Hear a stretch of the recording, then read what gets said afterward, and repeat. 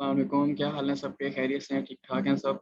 अच्छा देखें, जो अभी पहले लेक्चर मैंने अपलोड किया था चैप्टर 1 का था। अब हमारे पास चैप्टर 2 है जिसमें हम डिस्क्राइबिंग मोशन, इसमें हम स्पीड, डिस्टेंस, टाइम, एक्सप्रेशन और उनके ग्राफ होंगे वो डिस्कस करेंगे। तो मैं आपको अपनी स्क्रीन शेयर करता हूँ। जो हमारा आज का टॉपिक है, इसकी स्लाइड ओपन हो गई है। चलें। हम्म, तो 5054 आपका कोड है।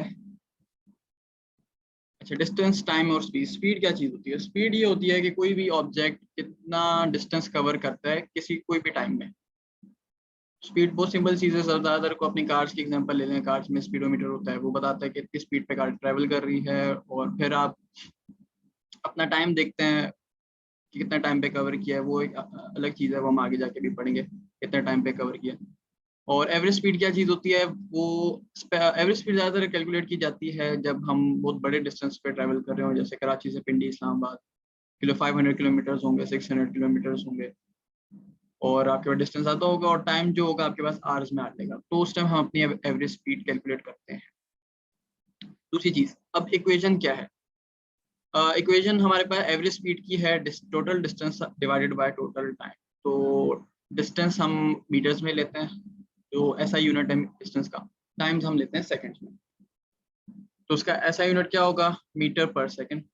और दूसरे जो टाइम जो है आपके पास यूनिट है, टाइम का यूनिट, वो है आवर्स, और डिस्टेंस का है किलोमीटर्स। और स्पीड का, एवरेज स्पीड का दूसरा जो यूनिट है वो है किलोमीटर पर आवर। ठीक है जी, यहाँ तक होगी क्लियर बात। अब आगे करते हैं। Speed is equal to distance upon time. ये, और इसको हम रिप्रेजेंट करने के लिए यूज कर सकते हैं जो सिंबल्स हैं, v is equal to S divided by T. और यहाँ पे s का मतलब है डिस्टेंस, डिस्टेंस को रिप्रेजेंट कर रहा है। स्पीड से उसको कंफ्यूज नहीं कीजिएगा, ये डिस्टेंस को रिप्रेजेंट कर रहा है यहाँ पे। इंस्टेंटेनियस स्पीड क्या होती है कि कोई भी पर्टिकुलर टाइम में बहुत शॉर्ट डिस्टेंस और बहुत कम टाइम में कोई स्पीड किसी ऑब्जेक्ट ने ट्रेवल किया हो तो उसको हम कहते हैं इंस्टेंटेनियस स्पीड।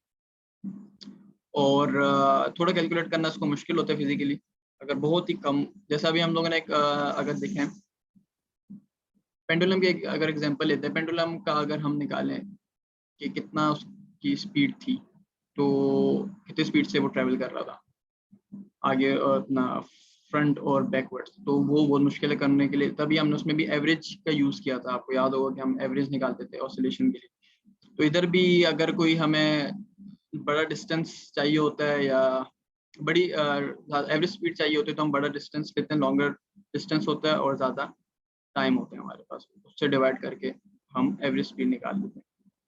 अच्छा, v is equals to S divide by T को हम अगर रीअरेंज करें तो हमारे पास बनेगा s is equals to V multiply by T. इसका मतलब है अगर आपके पास क्वेश्चन आता है जिसमें वेलोसिटी गिवन हो और टाइम गिवन हो, तो उसमें आप ये वाला फॉर्मूला यूज करेंगे, s is equals to V multiply by T. s का मतलब होता है डिस्टेंस। और जिसमें आपके पास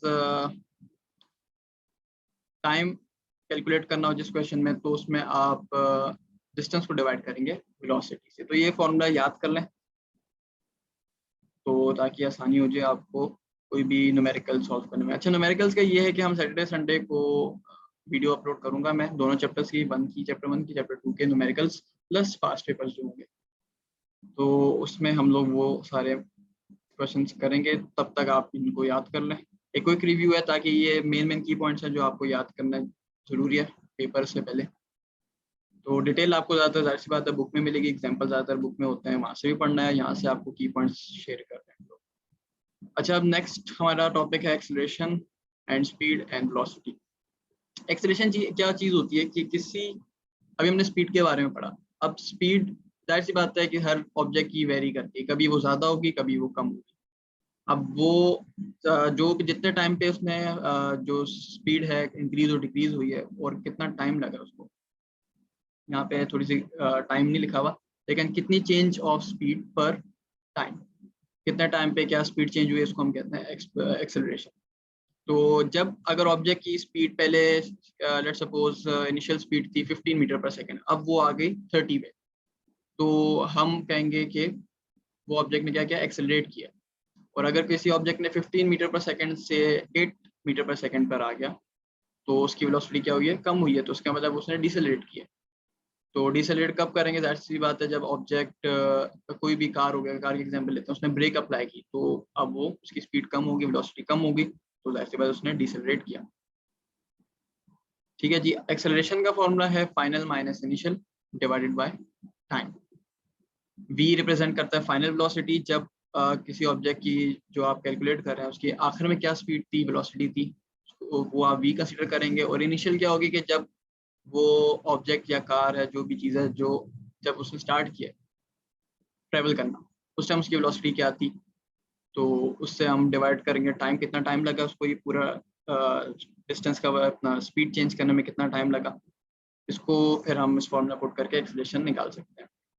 अच्छा जी, स्पीड और वेलोसिटी के अलग अलग मीनिंग है दोनों के। वेलोसिटी जो होती है किसी ऑब्जेक्ट की, वेलोसिटी हम कहेंगे कि उसके पास ऑब्जेक्ट का स्पीड भी है प्लस उसकी डायरेक्शन भी है, कि किस डायरेक्शन में वो ट्रेवल कर रहा है किसी स्पीड के साथ, तो उसको हम वेलोसिटी कहते हैं। अब वेलोसिटी जो है वेक्टर क्वांटिटी है।